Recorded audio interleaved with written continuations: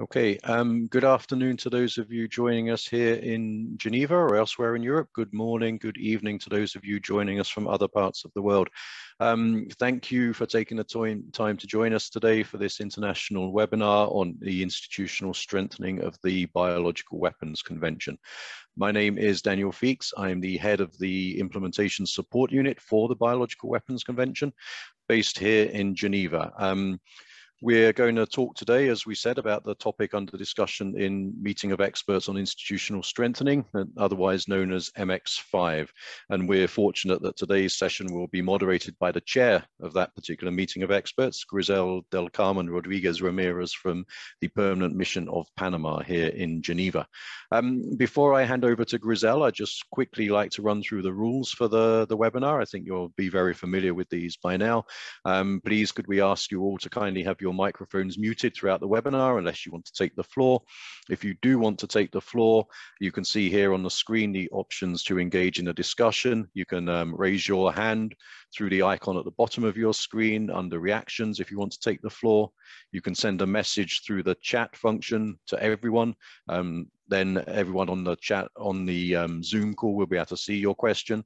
Otherwise, you can send a question privately just to us if you send it to the entity called host on the chat function as well. This webinar is being recorded, and the recording and the presentations will all be made available online after the event. We will send the link out to you all once the event is over and once everything has been posted online. That's all from me. So without any further ado, I will hand over to Grisel. I'd like to again thank you all for participating today, and thanks in particular to all of the speakers that will be talking to us today as well. Thank you again very much from our side, and over to you, Grisel. Thank you so much, Daniel. Excellencies, distinguished delegates, ladies and gentlemen. Allow me to welcome you to this BWC webinar on institutional strengthening of the Convention. Today's event is part of the second series of MX webinars in the current intersessional program to enable informal discussions on the topics to be considered by the meeting of experts. I am privileged to enjoy working with my highly experienced colleagues as the other MX chairs, and we all work under the able guidance of our MSP chair, Ambassador Mailu of Kenya. I would like to thank the BWC Implementation Support Unit for organizing this interactive international webinar. I would also like to express my gratitude to the distinguished speakers for agreeing to contribute to our discussions today. Dear participants, the Biological Weapons Convention is the primary tool to ensure that threats to global biological security arising from the deliberate use of disease are comprehensively addressed. The Convention has strong normative value and codified the taboo against the use of disease as a weapon. However, the Convention also has its weaknesses, and we need to acknowledge that its implementation is uneven among states parties. The current pandemic has highlighted the disastrous consequences that a disease outbreak can have. While COVID-19 is a public health emergency, it has brought up many lessons that may be also of relevance in the context of the Biological Weapons Convention. I believe that the discussions within MX5, considering the full range of approaches and options to further strengthen the BWC and its functioning, are especially pertinent in the current context. The meetings of MX5 in 2018 and 2019 saw very active and constructive discussions, including enriching and in-depth exchanges among experts on the various proposals which were submitted. While there are clearly different views on how to best strengthen the Convention, the states parties overall underline the importance of the Convention and the need to further strengthen it institutionally. Excellencies, distinguished delegates, ladies and gentlemen, we need to be ambitious in making serious and substantive improvements to the Convention's operation. In order to achieve this, it will be important to build political support across regional groupings, to promote dialogue and common understanding between states parties, and to engage with a constructive spirit throughout this process. I remain hopeful that our discussion can lead to broad support by states parties for a set of concrete proposals to be considered next year at the 9th Review Conference, and prepare the ground for a successful outcome. Today's webinar will allow us to have an informal exchange of views on this important topic and to hear about some proposals. Without further ado, let me introduce our first speaker. Today we welcome Ambassador Dr. Cleopa Kilonzo Mailu of Kenya, chairperson of the Meetings of States Parties. He will provide us with an update on efforts to promote the universalization of the convention. Ambassador Mailu, you have the floor.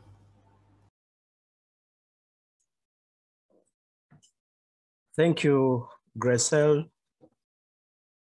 Excellencies, distinguished speakers, dear participants.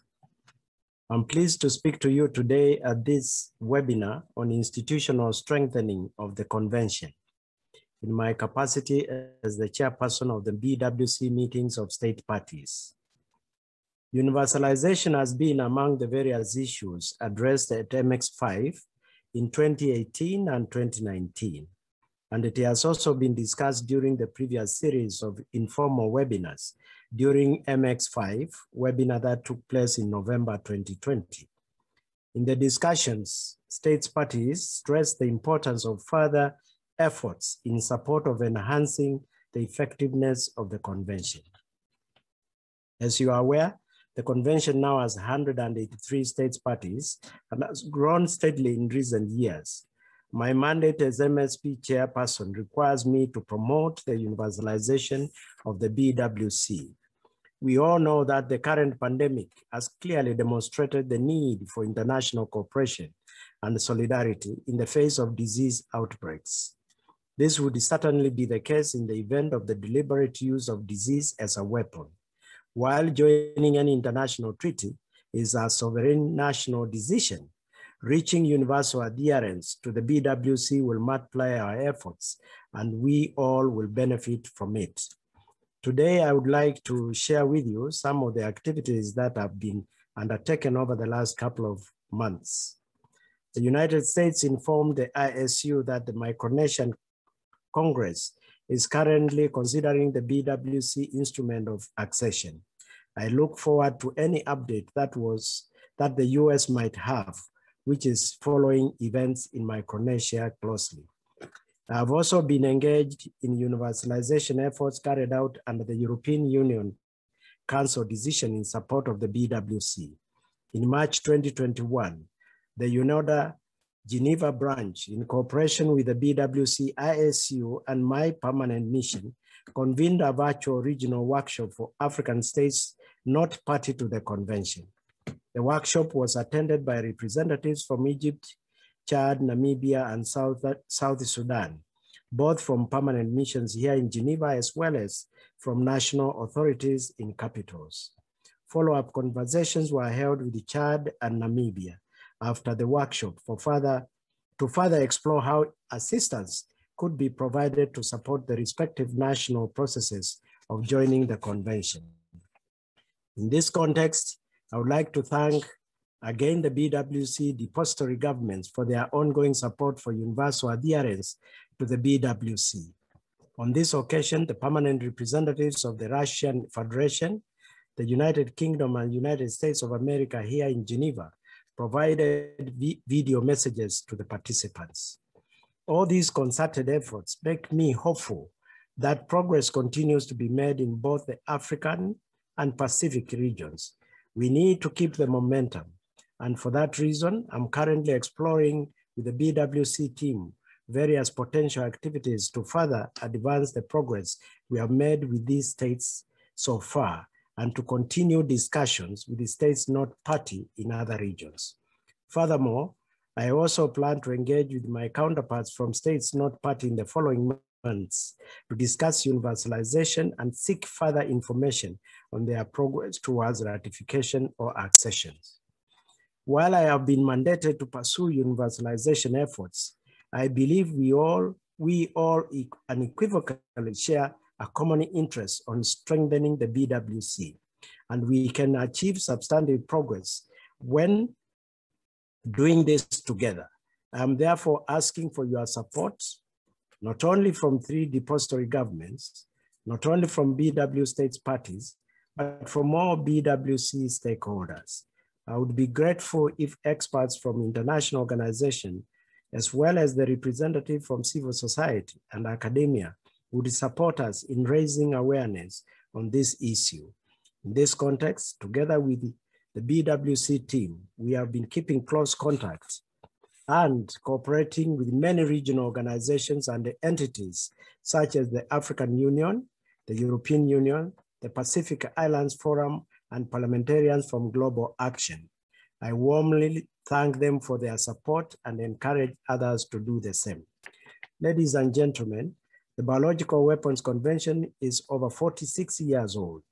And during those years, the convention has made an important contribution towards eliminating biological threats. Today, more than ever, against the backdrop of a devastating pandemic, the very idea of using disease as a weapon is viewed with repugnance. More than 20 states have joined the BWC in the past 10 years, which is a strong signal of its continued relevance and importance. However, on the eve of the 9th Review Conference, we cannot rest on these accomplishments and need to redouble our effort to achieve universal adherence to the convention and ensure that the other countries in which it remains do join. If you have any information or ideas, if you wish to help, do not hesitate to contact me or Mr. Daniel Fix and his team. We would be happy to discuss any initiatives and to support your efforts in this regard. I thank you for your attention.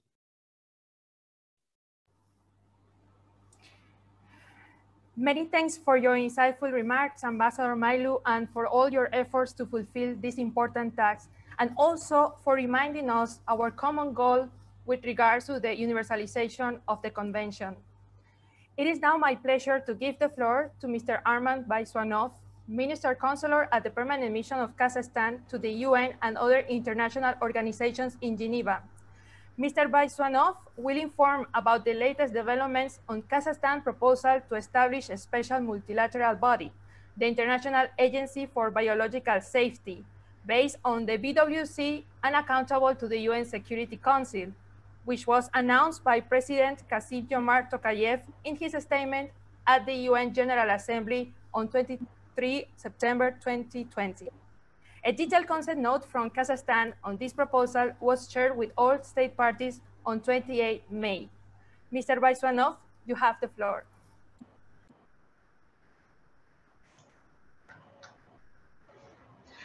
Thank you, Grisel.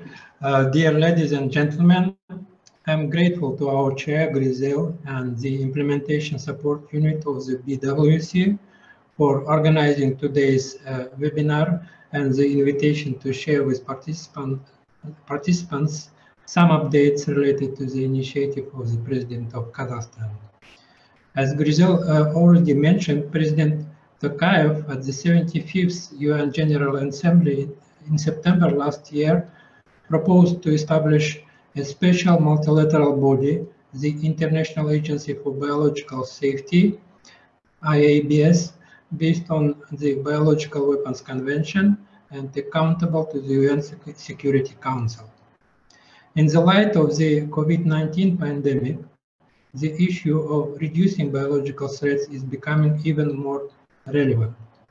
We all know that the institutionalization of the convention remains a challenge, the solution of which would help significantly strengthen the BWC regime.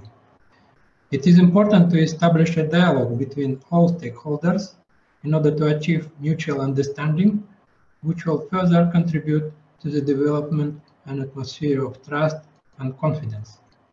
Even though the idea of the agency is proposed by Kazakhstan, its successful realization depends on each BWC state party, who I hope will make an important constructive contribution. In May, we asked the ISU to distribute among the state parties a draft concept note on the creation of the IABS, which they did. The concept note consists of background sections on objectives, functions, and organizational matters. In its background section, the note provides explanation of validity of Kazakhstan's proposal, as well as states the mission of the agency: to advance peace, health, and well-being by ensuring safety through control of biological threats and by promoting peaceful use of biological technologies. It also states that the agency will cooperate with WHO and other international organizations and avoid duplication of efforts. In its objective section, the concept note stresses the need to support the non-proliferation regime, declares the aim to establish the system of checks and guarantees to ensure that biological programs are implemented for peaceful purposes only, and underlines the need for capacity building and international cooperation. In its chapter on agencies' functions, it elaborates on tasks to be assigned in line with the provisions of the BWC. This section on organizational matters states that the operation of IABS shall be based on BWC. Having made a brief overview of the concept notes with which I hope you are all already familiar, I wish to underline that we are open to bilateral and multilateral discussions to exchange views on its content, as well as further steps to implement Kazakhstan's proposal. We are open-minded, ready to listen to everyone, and will keep working along the lines set by President Tokayev. We will stick to consensus-based decisions and foster dialogue and consensus among state parties. Hopefully, in 1 year, in August 2022, we will have the 9th review conference mandated to take decisions on issues of strategic nature for the convention. We are going to use this time between now and then to formulate a collective vision of the future agency and present it to the review conference for consideration. Thank you very much, and I'm ready to answer your questions.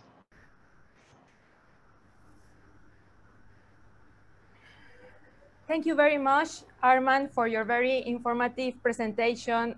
Your proposal provides a very interesting and innovative perspective.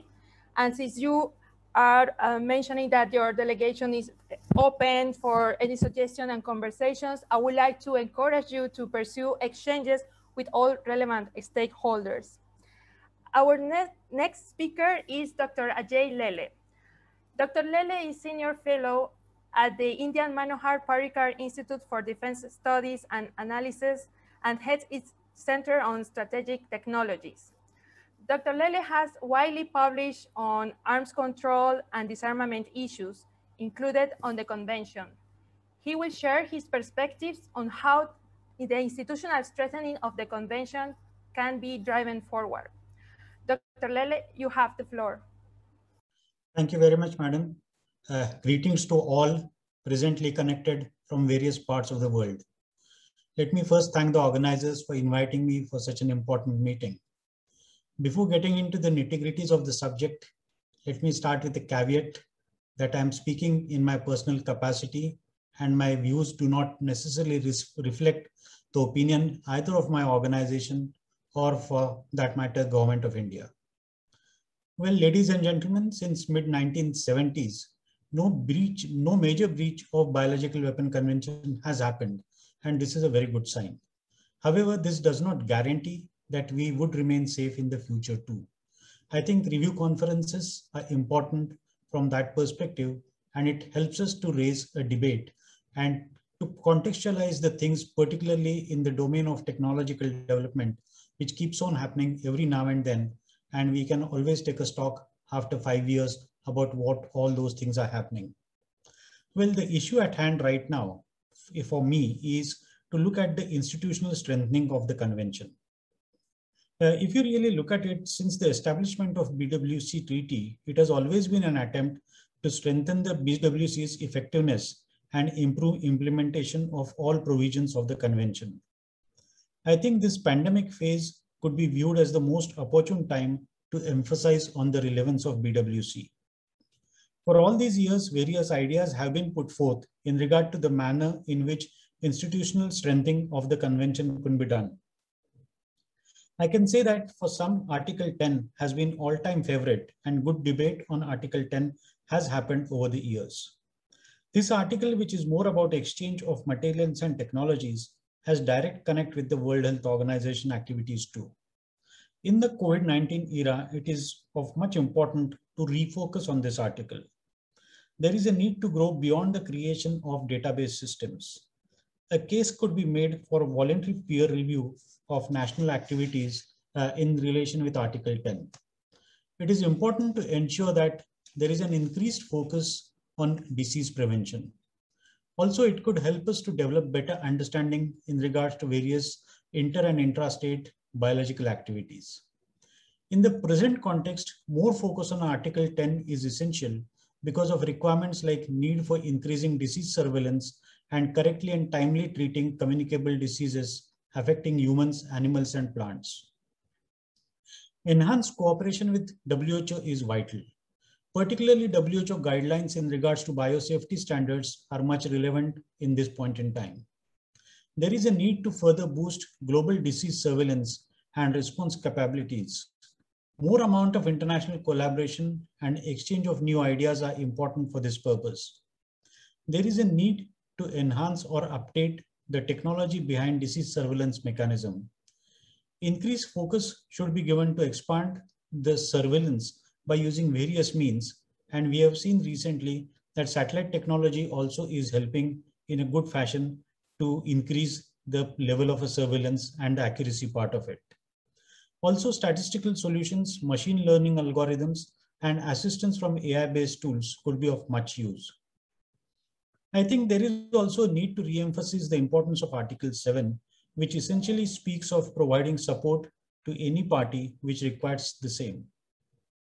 There is a possibility that the creation of database for bio-threats and bio-emergencies could go a long way to timely offer correct advice and support. There have been few suggestions like constitution of special multilateral body for biosafety. In COVID-19 era, one can look at biosafety and biosecurity as major pillars of global health security. There are three important mechanisms which are known to address these issues, namely the International Health Regulation 2005 of WHO, the United Nations Security Council Regulation 1540, and BWC itself. The Article 1 of BWC becomes very important in this context. This article relates to all scientific and technological developments in life sciences, and in order to find fields of sciences relevant to the convention, there is a need to re-emphasize the importance of this article. Particularly in the post-Cold War era, the policy of multi-alignment is found becoming more relevant. Multilateral organizations are known to be significantly impacting the geopolitics of the day. Many such organizations like EU, BRICS, ASEAN, and some more have been taking good amount of interest and supporting BWC, and have also issued joint statements urging to strengthen the treaty mechanism. Hence, it could be argued that various multilateral mechanisms, since they have already expressed their faith in BWC, they could be encouraged to be more proactive in this region too. Advancements in technology have made issues of verification more difficult. The basic challenge with BWC is about absence of verification protocol. For this purpose, there is a need for institutional strengthening of the convention. It is important to negotiate for a comprehensive and legally binding protocol, providing an effective, universal, and non-discriminatory verification mechanism. The system of confidence building measures under the Biological Weapon Convention was introduced in 1987, following the decision made into the second review conference. Subsequently, various review conferences have worked on this process, and now we have finalized the process of submissions electronically. In view of technological improvements and challenges owing to epidemic, there is a need to expand the scope of the process of CBMs.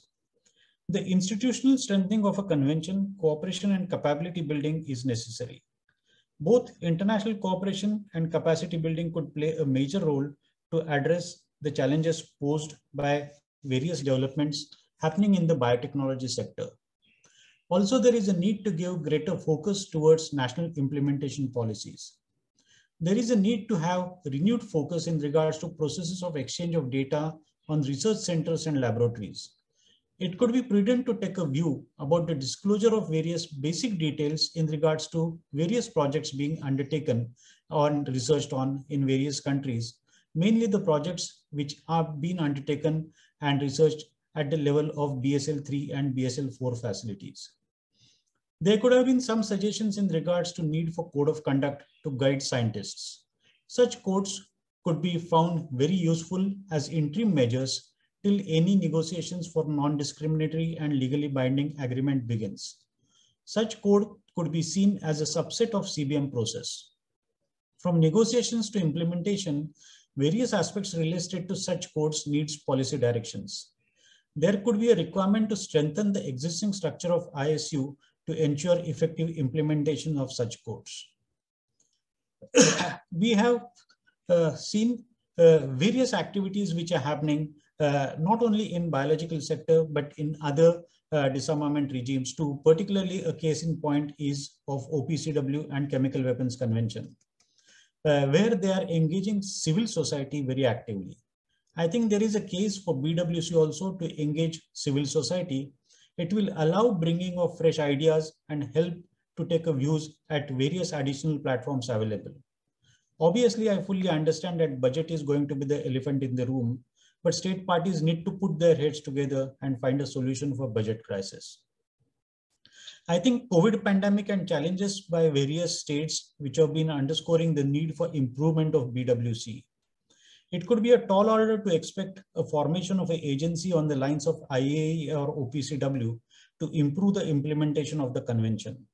However, I think particularly in the post-COVID era, there is a need to have some sort of organizational structure beyond ISU, which would address various important issues, including biosafety and disease surveillance mechanism, and will be responsible to oversee the implementation of TT mechanisms.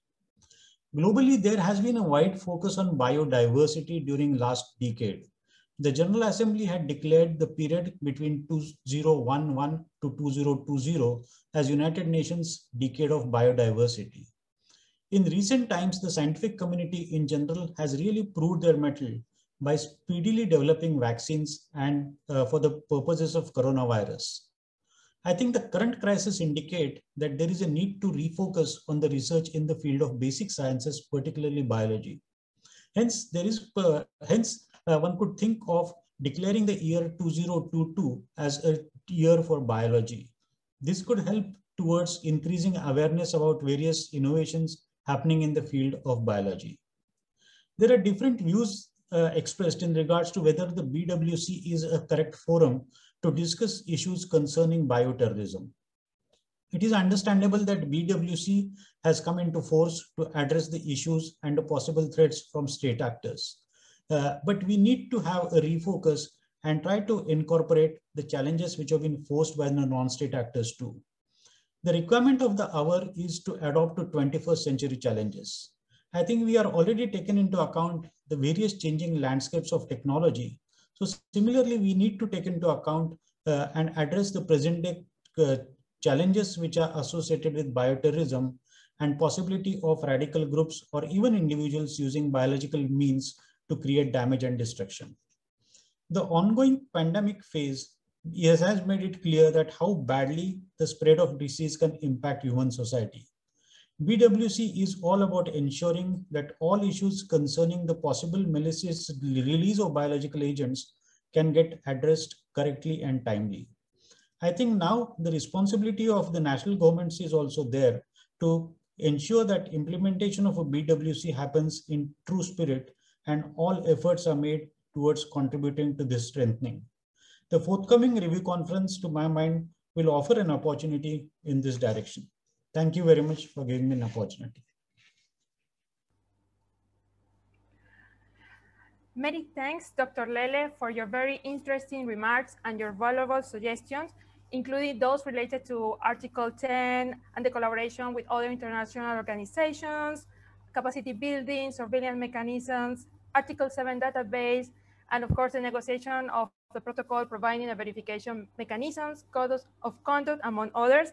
And also you raised important elements that have been not addressed before. For example, the importance of the role of civil society in the work on the convention, and now the issue of biodiversity. Last but not least, let me turn to our final speaker, Dr. James Reville. Dr. Reville is program lead in the Weapons of Mass Destruction program at the United Nations Institute for Disarmament Research, UNIDIR. He will share some findings from UNIDIR's recent report entitled Success at the 9th Biological and Toxic Weapons Convention Review Conference, which was published in April this year. Dr. Reville, you have the floor. Thank you, Madam Chair. I hope you can hear me okay. Great. Loud and clear. Thank you, Christelle. Good morning, afternoon or evening, colleagues, depending on where this finds you. And thank you for the opportunity to be able to speak at this event, but also listen to the discussion. It's been really interesting to hear some of the views of the previous speakers, so thank you.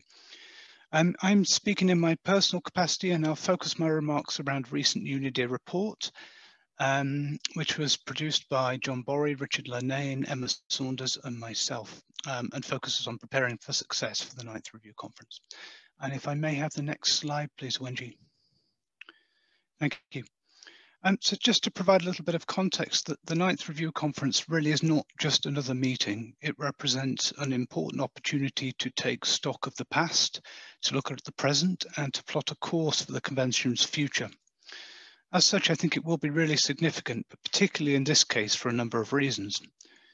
First, it's apparent that the power of biology is starkly apparent across the globe because of the pandemic.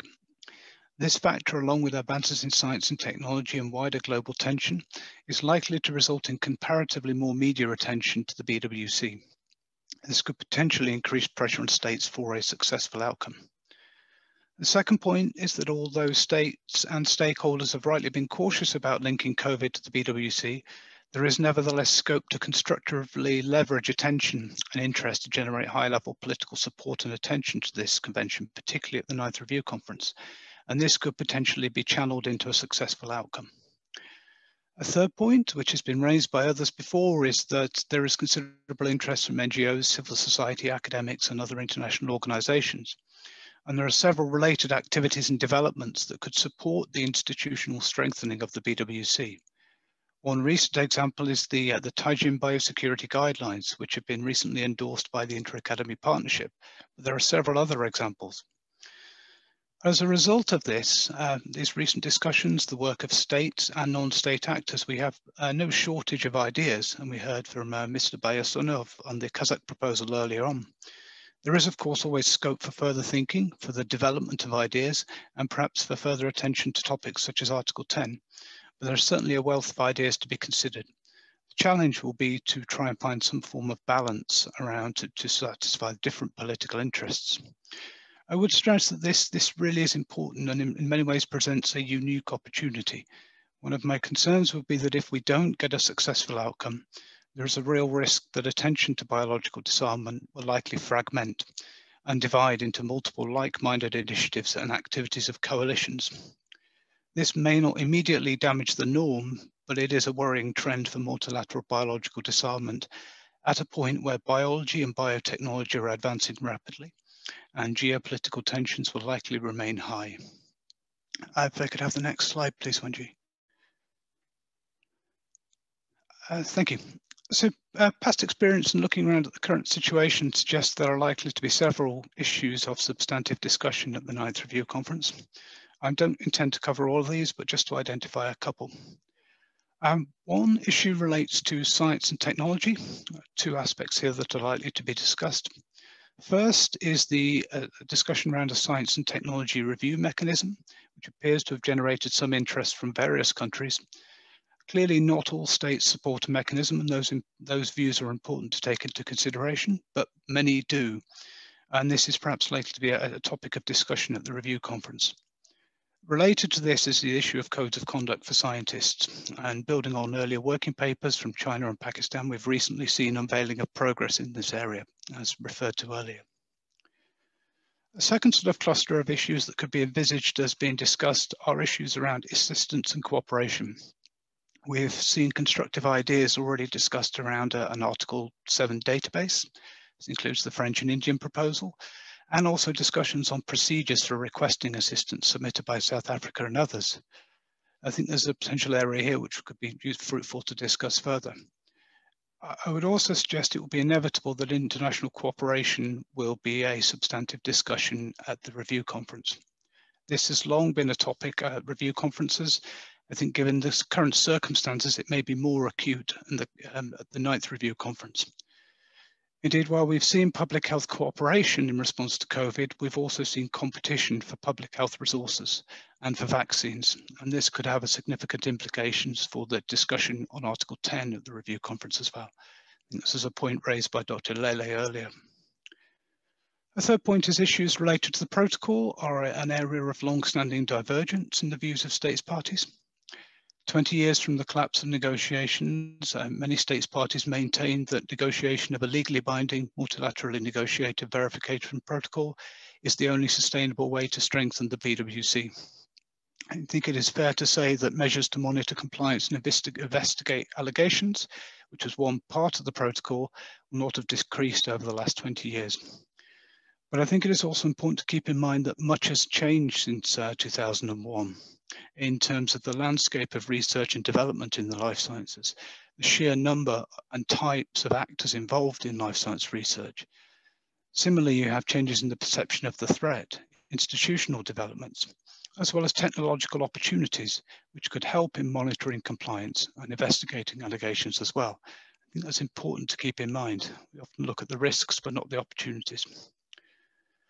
A final point I'd raise that could well be substantive is financial issues. I think the June summary status of contributions reports, it indicates that the BWC has about $500,000 worth of contributions outstanding. Fortunately, we've also seen some overpayments, but the forecast credit balance for December 2021 is still minus 265,000. This could have implications as to what the BWC is able to do in the future and what can be achieved at the review conference.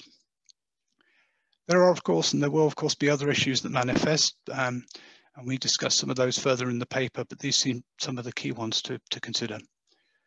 So if I may have the next slide, please, Wenji. So a couple of specific areas where states and other actors can begin preparation for a successful outcome. First, I think it will be important to prepare financially. As Dr. Lele remarked, this is the elephant in the room. It's also an area where there have been difficulties in the past. In 2011, one of the main strategic shocks right at the end was when 2 states indicated they couldn't support a budget increase to expand the ISU. Budgetary issues are understandable in today's fiscal environment, but it will be helpful to avoid financial issues emerging at the end of a 2 or 3 week review conference. So having a clear understanding of the envisaged costs of activities seems a useful step. The second point is that it will be important to prepare and develop and socialize ideas and to try and do so as early as possible. Ideally, ideas for the BWC could be co-developed with different actors, particularly across regional groups, or at least socialized amongst different states. There are a couple of good examples of this from the past. So in 2006, there were several papers submitted by regional collectives, including a collective of GRULAC states, and then a series of papers by the EU. If you could just move it back, please, Wenji. Thank you. Similarly, in 2011, the Jacksons, that is a collection of Australia, Canada, Japan, New Zealand, the Republic of Korea and Switzerland, submitted a bunch of collective papers which were also quite useful. The early submission will also be important. I think the 8th review conference is notable in that the substantive PrepCom received, I think, 38 working papers in advance, which provides people time to consider the ideas in these papers, and it seems a useful step that was widely regarded as being successful. A third point that will be important to prepare office holders. Most obviously, the appointment of a president designate will be important in order to begin the process of organizing meetings, undertaking consultations to identify potential obstacles and sticking points, as well as coordinating with the ISU on practical details of conference management planning. But it is not all down to the president. The early appointment of friends of the president or other facilitators, as has been a precedent in the past, can also aid in addressing some difficult topics and help manage proceedings. These office holders collectively play an important role in driving exchanges, in supporting consultations amongst states parties, regional and other groups, as well as the scientific community, industry, and civil society. And finally, I'd also encourage the preparing and paving the way for interaction, and trying to build personal rapport with counterparts across national boundaries will also be important. At the last couple of review conferences, there's been a series of informal workshops and meetings in various places around the world, which have allowed delegates and stakeholders from civil society to get together to share ideas, and in some cases to build trust between different countries and different actors. Clearly, convening regional or international workshops or seminars is difficult at the moment, but it is something which I think maybe some innovative approaches could be required. And I'd also add that preparing and planning, I think, will be particularly important because 2022 is likely to be an extremely busy year for many delegations, potentially including 3 review conferences, which will be vying for attention and resources. If I could have the next slide, please, Wanji. Just to conclude saying, I'll leave it there. UNIDIR is actively engaged in the BWC, and we hope we can be of use to states parties. Of course, it is for states parties to decide what to do with the options and the ideas that we come forward with. That's your business, not ours, but we are keen to contribute where possible. And if people do have ideas or suggestions, then we're always open and interested to hear your views as well. If I could just finally say thank you to the funders of UNIDIR's work on the Biological Weapons Convention, Norway, France, the Philippines, and Germany. And just finally, I wish you every success with the review conference. It is important. And good luck. Thank you, Madam Chair. Over to you. Thank you, Dr. Reville. Thanks a lot for your very insightful presentation and for sharing your views on the substantive issues and highlighting the opportunities and the challenges and how we can be better prepared for a successful review conference. And especially, I want to thank you for this latest reading list so we can be well informed and well prepared for the upcoming meeting of experts, the MSP, and all the meetings ahead. So now I would like to open the Q&A session. We have already received some questions and comments from our participants. Given the limited time available, I will try but cannot commit to accommodate all questions. If your question is not addressed during the webinar, we will convey it to the speakers and ask them to respond in writing to you. Let me start first. We have received a request from the delegation of Ireland.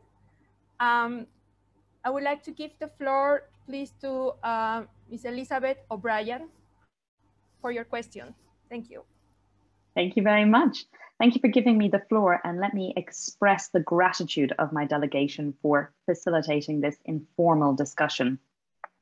MX5 is one of the most important mechanisms we have for strengthening the convention, and my delegation sincerely appreciates the presentations of all of the panelists today. As you're aware, Ireland has been working on the issue of gender within the framework of MX5 in recent years with a number of other delegations. And this is an increasingly important issue and has direct relevance to the effective implementation of the convention. As such, I would be interested in hearing the views of the panelists, and in particular, Dr. Reville, on how we can integrate gender perspectives into the convention. For information, 2 weeks ago, Ireland, as one of the International Gender Champions Disarmament Impact Group co-chairs, together with the ISU, hosted an interactive discussion on the issue. The conversation with panelists ranged from recent initiatives to improve women's meaningful participation in the BWC to research on sex-specific and gendered impacts of biological weapons. We sincerely appreciated the contributions of Ambassador Mailu and you, Ms. Rodriguez, during those discussions. And Ms. Rodriguez, your idea of a distinct agenda item specifically looking at initiatives for incorporating gender perspectives into the machinery of the convention during the event was particularly innovative. And one of the main outcomes of that event was that there is a considerable amount of work remaining to be done on this issue. So any views from the panelists on how this can be done would be very welcome. Thank you once again for this fascinating presentation. Thank you so much, Elizabeth and Ireland, for your very important and timely question. Maybe I can ask first Dr. Reville if you can answer the question and maybe see if the other panelists would like to add something in this regard. Dr. Reville, please. Thank you, Madam Chair. There's a couple of things I would suggest in terms of resources. There was an event, as you know, that you were involved in a couple of weeks ago, which looked at this issue, and there's a recording of that available. There is also the Gender and Disarmament Resource Pack, which has been developed by the International Gender Champion Disarmament Impact Group, which contains information of relevance to gender perspectives, how they can be integrated into the work of delegates here, and a number of points in relation to that. I'd also suggest on the issue of assistance as well. This was one of the things that my colleague Renata has led on. In terms of the provision of assistance, any biological or indeed chemical or nuclear attack will have pretty awful effects, but those effects will not necessarily be felt evenly.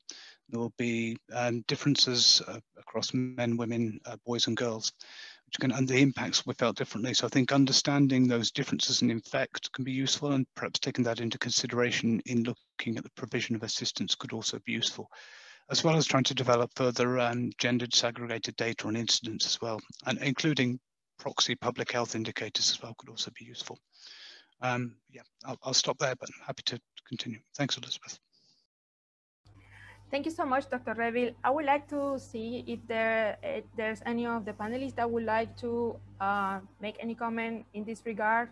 Dr. Lele, I see that you are online. Please, you have the floor. I think, yes, thank you. I think this is a very relevant and interesting question. Already the previous speaker has spoken about the criticalities from the system point of view. I was giving one suggestion on the lines of the way CWC had looked to declare 1 year as a year of chemistry. On that line, I was making a mention that you couldn't have a year as a year of biology. Particularly when you talk of a year of biology and the type of investments done by the women folk into scientific activities happening into the field of life sciences, I think that is very great. And there is not much amount of a focus which has been given. Finally, research is considered as a research, whether it has been done by a man or a woman. But I think there is a need to give a certain amount of a focus, the type of a research work which has been done in the area of pharmaceuticals, as well as in the area of life sciences by the woman. So this is one aspect of it. The other aspect already has been covered. Thank you. Thank you so much, Dr. Lele. And of course, I can assure you all the participants that the gender equality and gender mainstreaming in the work of the BWC will be a key priority during my tenure as the chair of the MX5. So I would like to proceed with the next round of questions that we have received them from the chat box. And the following question will be for Mr. Vaiswanov, to you, Arman. And there are 3 questions, and they are very interlinked, so I will put them all at once. The questions are the following: could the distinguished delegate provide further details on how the international agency would work alongside existing mechanisms such as the UNSGM, and how could the international agency meet the requirements for a structured science and technology review process under the BWC? And last, what are Kazakhstan's plans to take these proposals forward? How best for state parties to engage? So Armand, the floor is yours.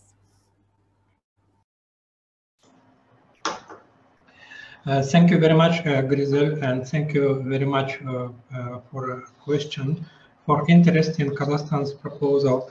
You can see from the concept papers that we distributed that we refer to the experience of other organizations in the field of non-proliferation and disarmament, particularly the International Atomic Energy Agency and the Chemical Weapons Convention, that already have structures that monitor implementations of the relevant treaties in nuclear and chemical areas.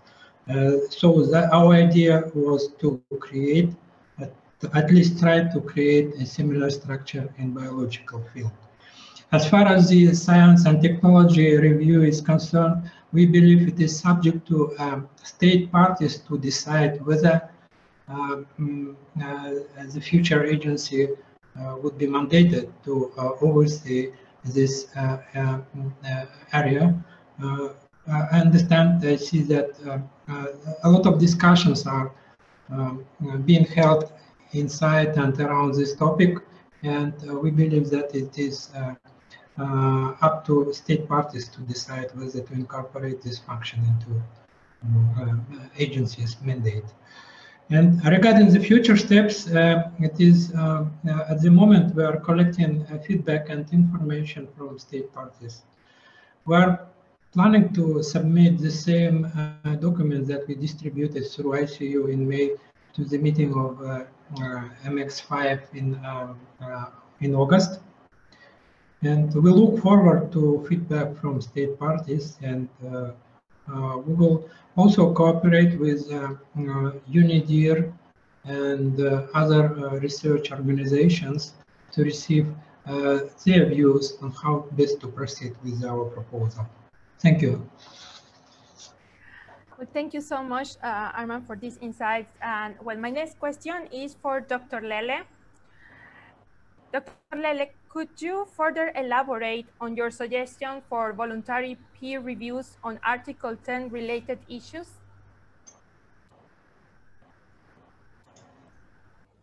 I think what happens is that in today's world, everything needs to be checked, rechecked, and re-rechecked. And that's the reason you require a peer review. As far as Article 10 is concerned, it has got two subsets, and it is covering various areas which is associated with research and development too. So one can really push Article 10 and a peer review process. Of course, it will be a voluntary peer review process, but a peer review process can bring in certain amount of a professionalism in the ideas which have been put forward. I think what is important in today's days and time is to have a proper peer review of various ideas, particularly if you want to push it under Article 10. So I think more importantly, the focus here on peer review is from a point of view of bringing in more professionalism. At the same time, nobody feels that somebody is discriminated because it is going to be a voluntary peer review system, and any sort of a discrimination also is not going to happen. So basically the focus will be on professionalism, which will be brought in by peer review system. Thank you so much for your answer, Dr. Lele. My next question is for Dr. Reville. Dr. Reville, would you have some suggestions concerning best practices or particular tools utilized for past BWC review conferences that would facilitate preparations? Over to you. Thank you, Madam Chair. I mean, there's a couple of points that spring to mind. I think some of these have already been implemented or being implemented. The substantive PrepCom, I think, was a useful innovation in 2006 that allowed states to get together to discuss ideas without having to necessarily go straight into text type negotiations, which I think was useful. And having those split, I think, is a good idea. I think another area which has perhaps been useful in generating interest is in having high-level speakers. And in the past, there are a number of high-profile figures who have provided opening plenary statements to review conferences. That could also be useful to consider moving forward as well. In 2011 and 2006, there was a focused effort on trying to engage industry as well. I think in 2011, there was a specific industry panel built into the agenda, which could be useful to consider because there seems to be a little bit of a missing link with many industry actors. So trying to bring in industry, get their views could be useful as well. There's also areas in terms of civil society engagement as well. So in 2011 and 2016, there was the so-called Think Zone, which was organized by the ISU, in which civil society, academics, scholars could submit papers, documents, reports, or ideas, which then could be uploaded onto this shared space for everybody to look at. I think prior to that, in 2006, there was a chat discussion forum on the 6th Review Conference. Those sort of tools could be useful for sharing ideas and discussion. Yeah, I now would stress again the importance of having informal workshops, really is to build a rapport between diplomats and delegates and stakeholders, particularly given the experience with COVID and the move to virtual events. Having some space, if it can be done safely, So there can be that personal interaction, could be very useful moving forward as well. But I'll stop there. Thank you. Thank you so much, Dr. Reville. I have one additional question for Mr. Vaisvanov, for you, Arman. Arman, can you share some of the overarching feedback received so far towards Kazakhstan proposal? While not in the early stage of the discussion, what are some of the areas where states' views seem to converge versus areas where very much different views has been expressed? Over to you, Arman. Thank you, Grisel, and thank you for again for the interest in Kazakhstan's proposal.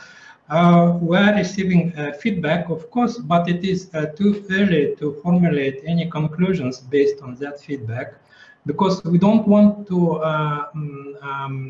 come forward with reformulated concept note based on feedback from 1 or 2 or 5 or 10 states. We want to hear from everyone, and we want to formulate a new document, an updated concept note, hopefully, based on the opinions and of majority, of overwhelming majority of member states. Therefore, I would our preference is to have bilateral and multilateral conversations with all states concerned, listen to them, take note of their positions, and at a later stage we will be able to come forward with some renewed text of the proposal, of the concept note. Thank you, Grisel. Thank you so much, Arman, for your answer. And of course, we wish you all the success in these endeavors and with all these conversations that you can put forward an initiative that could attract the attention from different stakeholders, state, civil society among them. So I'm looking at the chat box if we have received any additional question or if there's any participant that would like to raise his or her hand and pose a question and to specify. If not, I think that maybe we can conclude. I don't see from my side any requests or any other indication. So in that case, well, that would be all the questions that we will accommodate. So we will have a closing, we'll close early this session. Okay, let's see. But okay, Excellencies, delegates, and ladies and gentlemen, many thanks to our distinguished speakers for kindly sharing with us their presentations, proposals, and insights, and for taking the time to address questions. Allow me to express once again my compliments to the ISU for organizing and coordinating this virtual webinar, and all of you for the active engagement. Over the past year, we have witnessed that any opportunity to exchange views and further develop ideas is to be welcome.